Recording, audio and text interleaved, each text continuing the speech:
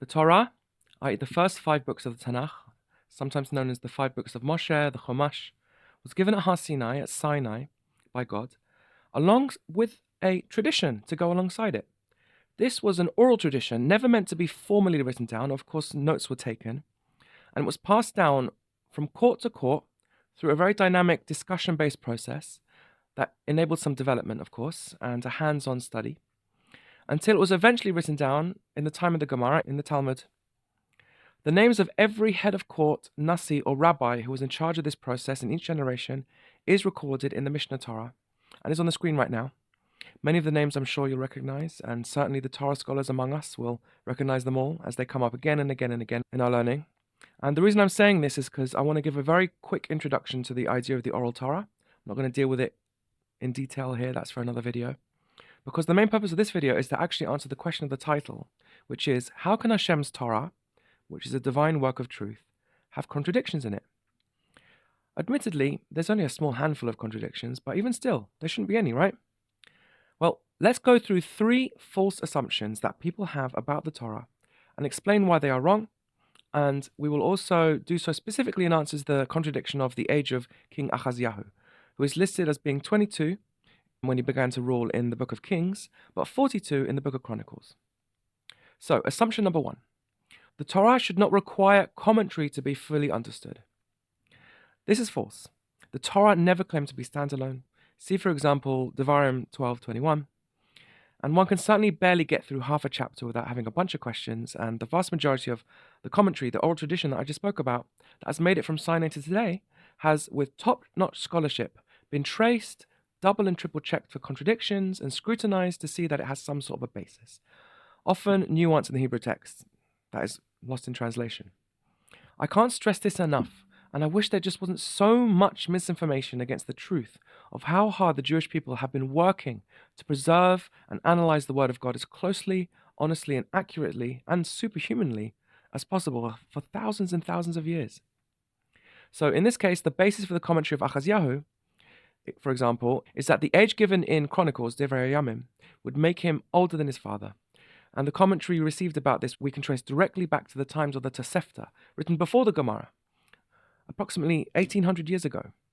And from there we can trace every school, like I said, that taught it right back to Sinai, to Moshe himself. The Tosefta has been analyzed by at least 2 of our greatest and most authoritative generational commentators, one in the Middle Ages, Rashi, and one in the 19th century, Malbim.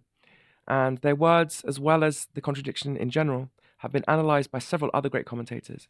In particular, the basis for the commentary that we receive from this process must always be established. In this case, as I said, it's because he was older than his father, and the Malbim shows us how to read that into the words and the verses themselves. He uses a specific rule called combining verses, which I'm not going to go into here.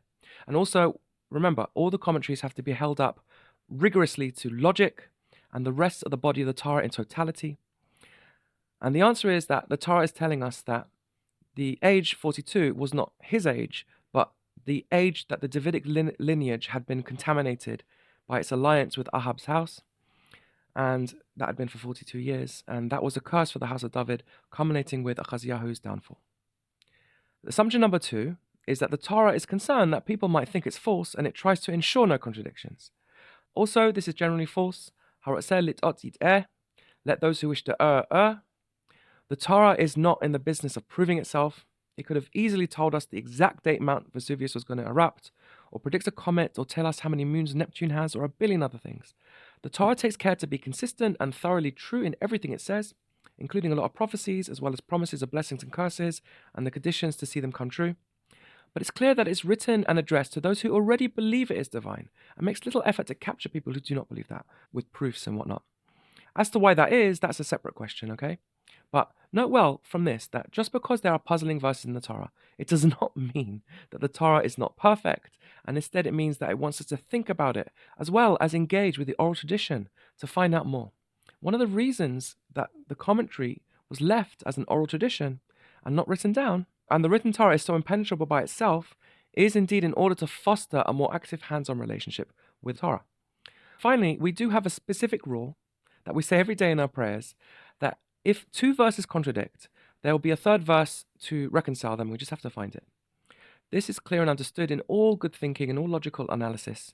When we see that information from a system that we expect to be true contradicts, it often means that we don't have all the information yet. Take, for example, Newton and his laws of gravity. He didn't understand how the planets could orbit the sun, even after coming up with these amazing rules of gravity. He just couldn't understand how Jupiter didn't just tug all the planets out of their orbits as they passed it as they're going around. And therefore, he invoked God's intervention to stabilize the solar system. Only later, when Laplace came up with the idea of orbital resonance, the third verse, did the contradiction resolve itself. Okay? Now, assumption number 3. The Torah is, at least where relevant, a factual history book. Again, generally false. If you read Torah, prophets and writings, especially with Rashi, you'll get a feel for what this divine work is trying to do.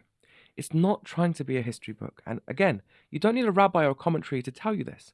Just read Bereshit, Genesis, and see how it's not telling us a history, with so much skipped, so much context left out. Note the switches in chronological order without mention. Note the brevity of everything, yet lots of odd repetition and interesting phraseology, a clear sign that there is a supplemental tradition. It is clear that the Torah is being very selective in its wisdom. So the answer is that everything written in the Torah is something that we need to know for some timeless reason, a moral reason, a reason for the sake of our development and our connection to God. And the commentary is there to give us that reason.